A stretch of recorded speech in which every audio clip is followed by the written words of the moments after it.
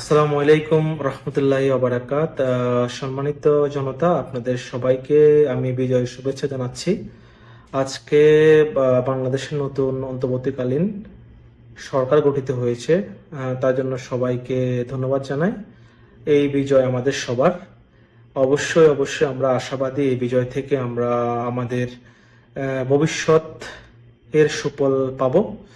তো আশা করি আমি আমি সাথে কিছু কথা যোগ করতে চাই। আপনারা যারা খুব দ্রুত হতাশ হয়ে পড়েন, ওনাদের জন্যই হচ্ছে আজকের এই ভিডিও। তো আপনারা হয়তো চাইবেন না আগামী 5 দিনের মধ্যে ডক্টর ইউনূস বাংলাদেশকে আমেরিকা করে ফেলবে। কোয়াইট ইম্পসিবল, এটা সম্ভব না। তো আপনারা এমন আশা যদি করে থাকেন, সেখান থেকে আপনারা বের হয়ে আসেন। হ্যাঁ, একটা রাষ্ট্র, একটা জাতি পুরো সংস্কার হতে কমসে কম 1 দশক লাগে। তো আমাদের এখন মাত্র যাত্রা শুরু। আমাদের এই যাত্রায় আমরা অনেক কিছু পজিটিভলি হবে, অনেক কিছু নেগেটিভলি হবে। কিন্তু আমরা যদি হতাশ হয়ে যাই, উল্টো পাল্টা মন্তব্য শুরু করে দিই, যেটা ডক্টর ইউনূস আজকে বলেছেন, সেটা হচ্ছে যে আপনারা যদি আমার কথা শুনেন তাহলে আমি আছি, আপনারা যদি আমার কথা না শুনেন তাহলে আমি ভাববো যে আমাকে আপনাদের দরকার নেই। এই কথাটার অর্থ আপনাকে বুঝতে হবে, বুঝে সেই হিসেবে আপনাকে ভূমিকা নিভাতে হবে। আপনার হাতে ফেসবুক আছে, ইনস্টাগ্রাম আছে, টুইটার আছে বা এক্স আছে। আপনি চাইলে যা কিছু লিখে দিবেন, সেটা টল করার জন্য হোক, আসলে এটা সঠিক না। এবার আসি, আমি আপনাকে কিছু কোশ্চেন করি। আপনারা যারা গত কয়েকদিন থেকে বিএনপির সমাবেশ, বিএনপির নেত্রী খালেদা জিয়ার বক্তব্য বা বিএনপির নামে যেগুলো শোনা যাচ্ছে যে বিএনপি এই করছে সেই করছে, সেগুলো নিয়ে আপনারা যারা বিব্রত, গত 2 দিনের মধ্যে যারা আপনারা সমালোচনা করছেন, আপনারা হাসাহাসি করছেন, কারো ভ্রু নিয়ে আপনারা কথা বলছেন, সরি টু সে, এটা আমি আসলে নির্লজ্জতা ছাড়া কিছুই বলবো না। এখন আমি আপনাদেরকে একটা প্রশ্ন করি, বা আপনারা আপনাদের বিবেককে প্রশ্ন করুন। ধরুন আপনি একটা কোম্পানির মালিক, যে কোম্পানিতে আপনার 50 জন লোক কাজ করে, আর প্রত্যেকটা নিয়োগ কিন্তু আপনিই দিয়েছেন। এখন আপনি আমাকে গ্যারান্টি করতে পারবেন এই যে 50 জন লোক আপনি নিয়োগ দিয়েছেন, তারা কেউ চুরি করবে না? তারা কেউ আপনার কোম্পানিকে নস্যাৎ করবে না? আপনার কোম্পানিকে ক্ষতি করবে না? আপনি কি এটা গ্যারান্টি দিতে পারবেন? যদি দিতে পারেন তাহলে প্লিজ আমাকে কমেন্ট সেকশনে জানান, আমি আপনাকে স্যালুট জানাতে চাই, কারণ আপনি পারবেন।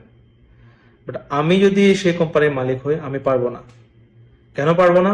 আমি শুধু আমার দায়িত্ব নিতে পারবো, আমি অন্য 50 জনের দায়িত্ব নিতে পারবো না। কারণ সে কোন ফ্যামিলি থেকে বড় হয়েছে, তার কি শিক্ষা কি, তার ইচ্ছা কি, তার রুচি কি, সেটা আমি জানি না, বা সেটা ধীরে ধীরে প্রকাশ পাবে। তো তেমনি করে বিএনপির মতো একটা দল, যার অন্তত পক্ষে বাংলাদেশে 5 কোটি সমর্থক আছে, কর্মী এবং সমর্থক আছে অন্তত পক্ষে, আমি ধরে নিলাম তরকারি খাতিলে সেটা 3 কোটি, 2 কোটি, 1 কোটি, হ্যাঁ, বা এর থেকে বেশি, 5 কোটি থেকে বেশি আছে। আপনারা কি করে ভাবলেন সবাই পীর?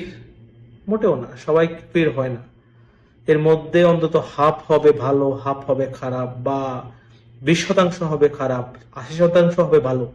কিন্তু একটা খারাপ কর্মকে দেখেই আপনি পুরো দলকে নাস্তানাবুদ করে দেবেন, তার নেত্রীর বউ নিয়ে কথা বলবেন, এটা কোনোভাবে আসলে সচেতন নাগরিক হিসেবে কাম্য না।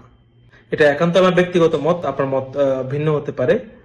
আরেকটা বিষয় হচ্ছে, এই যে আপনারা খুব দ্রুত হতাশ হয়ে যান, এই হতাশা যদি বিএনপির মধ্যে কাজ করত, তাহলে প্রথম 5 বছর শেষে তারা জাতীয় পার্টির মতো গৃহপালিত বিরোধী দল হয়ে স্বৈরশাসক হাসিনার সাথে কথা বলে 100 আসন নিয়ে বা 80 আসন নিয়ে বাংলাদেশের ক্ষমতা বাঁকাবাকি করে খেত। তার জন্য মির্জা ফখরুল ইসলাম আলমগীর এতগুলা মামলা খাওয়া লাগতো না, বিএনপির এত মানুষ নির্বিচারে গুলি করে হত্যা হতো না, বিএনপির এত অঙ্গ সংগঠনের এত মানুষ গুম হতো না, 40 লক্ষ মানুষের উপর মামলা হতো না। হ্যাঁ, আজকে যেটা এগুলো নিয়ে হাসাহাসি করছেন, আজকে ছাত্র জনতার বিজয়ে আপনি খুব উচ্ছ্বসিত, ভালো, সেটা বিজয় এনজয় করেন। হ্যাঁ, আমরাও সেটাতে খুশি এবং আমরা সেখানে সহযোগিতা করেছি, বিএনপি সহযোগিতা করেছে, কারণ বিএনপি বাংলাদেশেরই মানুষ, বিএনপি যারা করে তারা এই দেশেরই মানুষ। কে কার ব্যানারে কোথায় আন্দোলন করছে, কারণ কমন যখন ছিল বাংলাদেশের সরু শাসককে হাঁটানো, তো সবাই এই আন্দোলনে শরিক ছিল। হয়তো ছাত্ররা ছিল, বৈষম্য বিরোধী ছাত্ররা সমন্বয়করা সামনে ছিল। হ্যাঁ, কিন্তু এই যে আন্দোলন, এই যে সফলতা, সেটা একদিনে হয় নাই। এটার জন্য 15 বছর থেকে একটা দল কষ্ট করে গিয়েছে। তারা কথা বলেছে, তারা ক্ষমতা বাগবাটারি করে নাই, তারা প্রেস করেছে, তারাই আমাদেরকে শিখিয়েছে বাংলাদেশে গণতন্ত্র নেই। তারাই আমাদেরকে শিখিয়েছে, তারাই স্ট্যান্ড নিয়েছে, তারা ভোটে যায় নাই, তারা আওয়ামী লীগকে পরিত্যাগ করেছে। সেই ক্ষেত্রে জনমনে ধীরে ধীরে ধীরে ধীরে ধীরে ধীরে পুলে পিষে যে সমাজে যে একটা বৈষম্য, সেটা ধরা খেয়েছে বলেই আজকে আমরা বিজয়ের স্বাদ অনুভব করতে পারছি। কিন্তু আপনারা যারা খুব দ্রুত হতাশ হয়ে যান, আপনারা কিন্তু বিজয়ের স্বাদ পাবেন না। এখন বাংলাদেশের সেরা ব্যক্তিত্ব, এখন অন্তর্বর্তীকালীন সরকারের প্রধান ডক্টর মোহাম্মদ ইউনূস। ইভেন ওনার যে উপদেষ্টা আছে যারা ওনার সঙ্গে, কারো বিরুদ্ধে আমার কোনো ব্যক্তিগত অভিযোগ নেই। আমি সবাইকে ব্যক্তিগতভাবে ভালো জানি, যতটুকু আমি ওনাদের সম্বন্ধে জানি। কালকে ওনাদের দ্বারা কোনো ভুল কর্ম হবে না সেটা আমি বলতে পারি না, 100%ই হবে। মানুষ মাত্রই ভুল, কিন্তু আপনি যদি তখনই হতাশ হয়ে যান, তখনই হাত পা ছেড়ে দিয়ে সমালোচনায় লেগে যান, তাহলে কিন্তু হবে না। আপনাকে একটা সময় দিতে হবে, সুযোগ দিতে হবে। আপনার আমার কাম্য কি?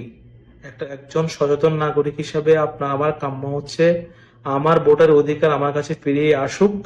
আমি যাকে ভোট দেব সেই হবে আমার নেতা, আমি যাকে চাইবো না সে আমার নেতা হবে না। কেউ জোর করে কেন্দ্র দখল করে, গুন্ডা পান্ডা নিয়ে পিঠে ক্ষমতা কেন্দ্র দখল করে আমার ভোট কেড়ে নিবে না।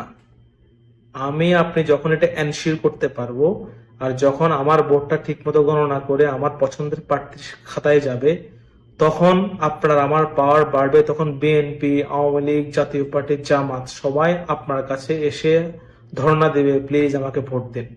উনি যদি ভালো কাজ করে উনি ভোট পাবে, ভালো কাজ না করলে ভোট পাবে না। আপনি বিএনপিকে অপছন্দ করতে পারেন, যে আপনার সেটা গণতান্ত্রিক অধিকার, আপনি যাকে তাকে করতে পারেন, অপছন্দ করতে পারেন, পছন্দ করতে পারেন। তাই বলে আপনি একটা বৃদ্ধ যিনি গণতন্ত্রের মা, এটা আমি একজন কর্মী হিসেবে বলাতে হয়তো আপনার থেকে খুব বিব্রতকর মনে হবে, বাট ওনার যদি স্টোরি শুনেন, ওনার যদি স্টোরি জানেন, তাহলে আপনি বুঝবেন যে ইয়েস, বাংলাদেশে একমাত্র নেত্রী উনি যিনি শুধুমাত্র গণতন্ত্রের জন্য কাজ করেছে। ওনার শাসনামলে কিছু ভুল ছিল, দুর্নীতি ছিল, ইটস ফাইন। কারণ আমি আপনাদেরকে বলছি যে আপনি 2 কোটি 5 কোটি সমর্থক একটা দলের মধ্যে সবাইকে সাধু পাবেন না। তাই বলে আপনি একটা মানুষকে যা তা বলতে পারেন না, যিনি অন্তত বাংলাদেশের 5 কোটি মানুষকে লিড করে। উনাকে নিয়ে আপনি হাসাহাসি করতে পারেন না, তা কুরুচিপূর্ণভাবে ওনার ভ্রু নিয়ে, উনি অসুস্থ, এটা সেটা এগুলো নিয়ে, অসুস্থতা নিয়ে। আপনি তো অবশ্যই জানেন, যদি সচেতন নাগরিক হন, উনি অসুস্থ। আমি যেটা বলতে চাচ্ছি সেটা হচ্ছে যে আগে আপনার অধিকারটা প্রতিষ্ঠিত হোক, আর আপনি সেটা সঠিক প্রয়োগ করেন। যদি আপনি নিজেই তো, আপনি 3 দিন আগে আপনি এক পক্ষ ছিলেন, এখন 4 দিন পর আপনি এক পক্ষ হয়ে যাচ্ছেন, 5 দিন পর এক পক্ষ হয়ে যাবে। আগে নিজে স্থির হন। আপনাকে আগে এটার জন্য ভাবতে হবে যে আপনার ভোটের অধিকার আপনার কাছে ফিরে আসছে কিনা, আপনি আদালতে যাচ্ছেন, সেটা আপনি সঠিক বিচার পাচ্ছেন কিনা। হ্যাঁ, আপনি পুলিশের কাছে যাচ্ছেন, পুলিশ আপনাকে সহযোগিতা করছে কিনা, সেটার জন্য চিন্তা করেন, আর সেটার জন্য দোয়া করেন, সেটার জন্য সাথে থাকেন, সেটার জন্য করেন। আপনি যাকে তাকে নিয়ে না জেনে না বুঝে আওয়ামী লীগের প্রোপাগান্ডার শিকার হয়ে আপনি যা তা বলে দিবেন, এটা অন্তত সচেতন নাগরিক হিসেবে কাম্য না। আগে জানুন, তারপর মন্তব্য করুন। হ্যাঁ, আওয়ামী লীগ স্বৈরাচার শেখ হাসিনা যখনই উনি ক্যামেরাতে কথা বলেছেন, মাইকে কথা বলেছেন, যে কোনো প্ল্যাটফর্মে কথা বলেছেন, উনি কয়েকটা কমন শব্দ ইউজ করেছেন। সেটা হচ্ছে কি, আমার বাবা স্বাধীন করেছে, মুক্তিযুদ্ধ, আমি স্বজন হারিয়েছি, আমি পরিবারের কষ্ট বুঝি, বিএনপি খালেদা জিয়া এটা, তারেক জিয়া এটা, জিয়াউর রহমান এটা, জামাত এটা, উন্নয়ন শেষ। তো এটা আওয়ামী লীগের প্রোপাগান্ডা ভাই বোন, এটা আওয়ামী লীগের প্রোপাগান্ডা।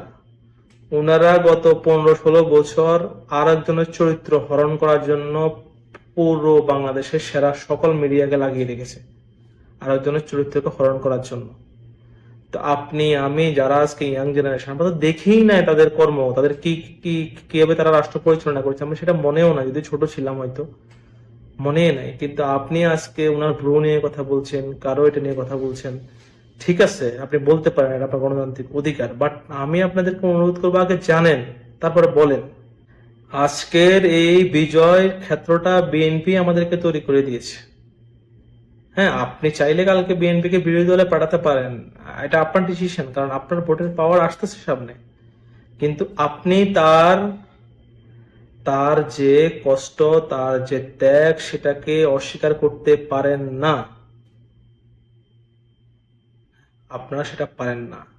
আজ থেকে 3 মাস আগে চিন্তা করে দেখুন, কোন বৈষম্য বিরোধী ছাত্র আন্দোলন ছিল না, আপনার আমার অধিকার জনগণের কথা সেফ বিএনপির কণ্ঠেই শোনা গিয়েছে। জামাতকেও তারা কথা বলতেই দেয় না, জাতীয় পার্টি হচ্ছে গৃহপালিত। তো আপনি 2 মাস পরে একটা দলের সকল ত্যাগকে জাস্ট ছুড়ে মেলে দিলেন। আর তাদের নেত্রী, অন্তত বাংলাদেশের 5 কোটি মানুষের নেত্রী, উনি অসুস্থ, উনি হাসপাতালে ভর্তি আছে, এটা আপনি জানেন, এটা সচেতন নাগরিক হলে আপনি জানেন। উনার শ্বাসসজ্জা নিয়ে, ওনার ভ্রু নিয়ে উনি হাসপাতালে আছেন, এখন উঠে গেছে। এই ধরনের মন্তব্য করার আগে আগে বুঝেন যে উনি বাংলাদেশের জন্য কি ত্যাগ করেছে।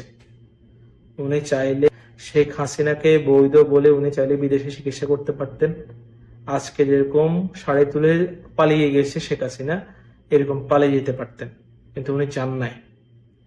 হ্যাঁ, তো উনার একজন রাজনৈতিক নেত্রী হিসেবে বাংলাদেশ আজকে তাকায় দেখেন, উনার পরিবর্তে বা উনার অপোজিটে উনার মাপের কেউ নাই উনার মতো ত্যাগ স্বীকার করা। হ্যাঁ, তো আমি এটা বলছি না যে উনার বিকল্প নাই, নো, সবার বিকল্প আছে, আমারও আছে, উনারও আছে, সবারই আছে, বরং একটা ভালো বিকল্প আছে। বাট আপনি উনার ত্যাগকে, উনার কষ্টকে, উনার শ্রমকে, মেধাকে আপনি কোনোভাবে ইগনোর করতে পারেন না। আর আওয়ামী লীগের প্রোপাগান্ডা আরো একটা বিষয়, উনি অশিক্ষিত। আওয়ামী লীগের স্বৈরাচার হাসিনা অনেক শিক্ষিত, যদিও কেউ কেউ বলছে 7বার পরীক্ষা দিয়ে ডিগ্রি পাস করছে, তারপর ধরে নিলাম পাস তো আছে অন্তত। যাই হোক, তো আমি আপনাদেরকে বলে রাখি, কাজী নজরুল কিন্তু পিএইচডি হোল্ডার না। তো উনি কিন্তু বাংলাদেশের সেরাদের সেরা একজন। হ্যাঁ, আজও বাংলাদেশে উনি আজও বাংলাদেশে উনি রিলিভেন্ট, উনি প্রাসঙ্গিক।